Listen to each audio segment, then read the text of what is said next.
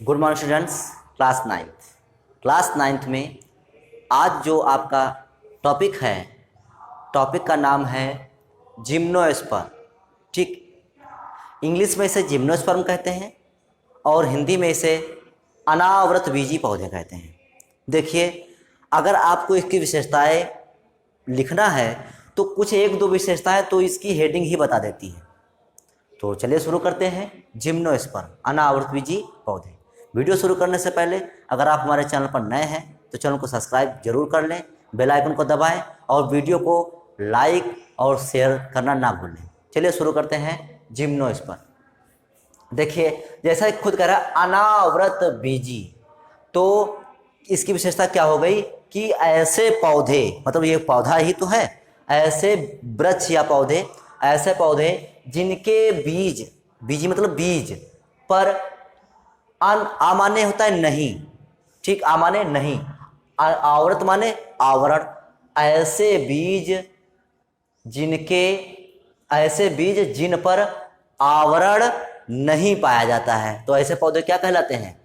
Gymnosperm या अनावृत बीजी पौधे कहलाते हैं। मतलब ये इसकी विशेषता हो गई। इसी हेडिंग से आपको याद ही नहीं रखना है, केवल हेडिंग तो आपसे पूछी जाएगी कि अनावृत बीजी पौधे पर टिप्पणी लिखिए या अनावृत बीजी की विशेषताएं बताइए। तो जैसे ही पूछा गया कि अनावृत बीजी क्या होते हैं, तो हम बता देंगे ऐसे बीज जिन पर आवरण, मतलब आवृत मतलब आवरण और आ मतलब नहीं, ऐसे बीज जिन पर आवरण नहीं पाए जाते हैं अनावृत बीजी पौधे कहलाते हैं। तो दूसरा प्रश्न ये उठता है कि अगर बीज क्यों नहीं, वो बीज पर आवरण क्यों नहीं पाए जाते हैं? दूसरा प्रश्न दिमाग में ये उठता है कि ऐसे कैसे बीज हो जाते हैं जिन पर आवरण है। जैसे मान ले कोई बीज है, जैसे सेब है तो सेब बीज के अंदर पाया जाता है, मतलब जो बीज है वो सेब के अंदर पाया जाता है। ठीक, तो ऐसा इसमें क्यों होता है कि जो है बीज हैं तो बीज ये इन पर आवरण नहीं पाया जाता है? तो आपको बता दें कि ये पौधे जो जिम्नोस्पर्म या अनावृत बीजी जो पौधे हैं, इनमें फल नहीं बनता है। क्या नहीं बनता? फल नहीं बनता। तो जब फल नहीं बनता है तो बीज बनते हैं केवल। तो जब फल बनता नहीं तो बीज होंगे किसके अंदर? तो जिस कारण से इन पर फल नहीं बनता है, जिस कारण से इनके बीजों पर आवरण नहीं होता है, तो ये इनकी विशेषता हो गई दूसरी। ठीक, और ये वृक्ष है क्योंकि फल वगैरह इस पर नहीं बनते हैं लेकिन बीज बनते हैं, तो सीधी सी बात है कि ये जड़ तना पत्तियों में भेदित जरूर होंगे। तो चलिए देख लेते हैं क्या क्या इनकी विशेषताएं हैं। तो जिम्नोस्पर्म की विशेषताएं, पहला, जिम्नोस्पर्म बहुवर्षीय। चाहे जिम्नोस्पर्म कहें चाहे अनावृत बीजी कहें, बात एक ही है। जिम्नोस्पर्म बहुवर्षीय सदाबहार वृक्ष है। मतलब क्या है इसका कि जो जिम्नोस्पर्म है बहुवर्षीय, मतलब कि जैसे कोई वृक्ष, जैसे गेहूं है तो उसकी जीवन काल कितना होता है? 1 साल। 1 साल में उसमें पुष्पन फलन सब कुछ होकर वो नष्ट हो जाता है।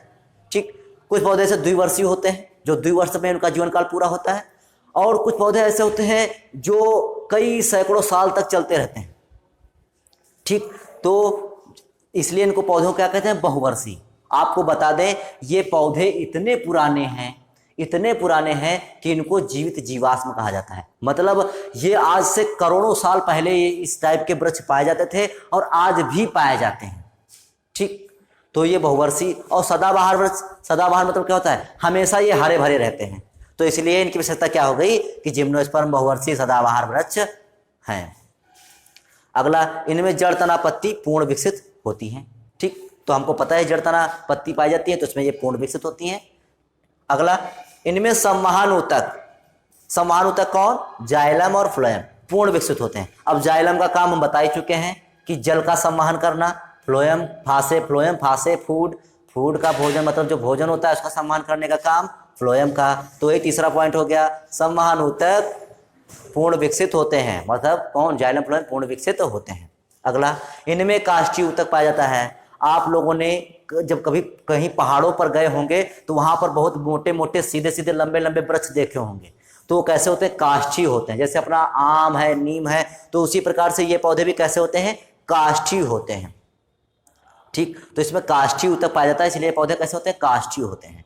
अगला, ये नग्न बीजी पौधे कहलाते हैं। हम आपको बता ही चुके हैं ऐसे बीज क्या होते हैं जिन पर आवरण ना हो तो कैसे होंगे? वो नग्न बीजी होंगे। तो ये नग्न बीजी पौधे कहलाते हैं क्योंकि इनमें फल नहीं बनते, आपको बता ही चुके हैं।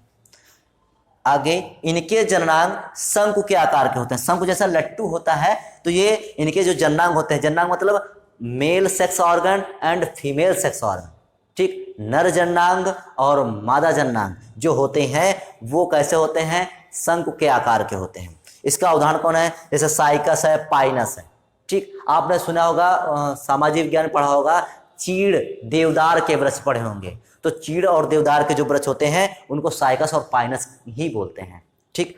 तो ये आपका था जिम्नोस्पर्म या अनावर्त बीजी पौधे। तो उम्मीद है कि ये टॉपिक आपको समझ में आया होगा। तो आज के लिए केवल इतना ही, बाकी नेक्स्ट वीडियो में, तब तक के लिए जय हिंद।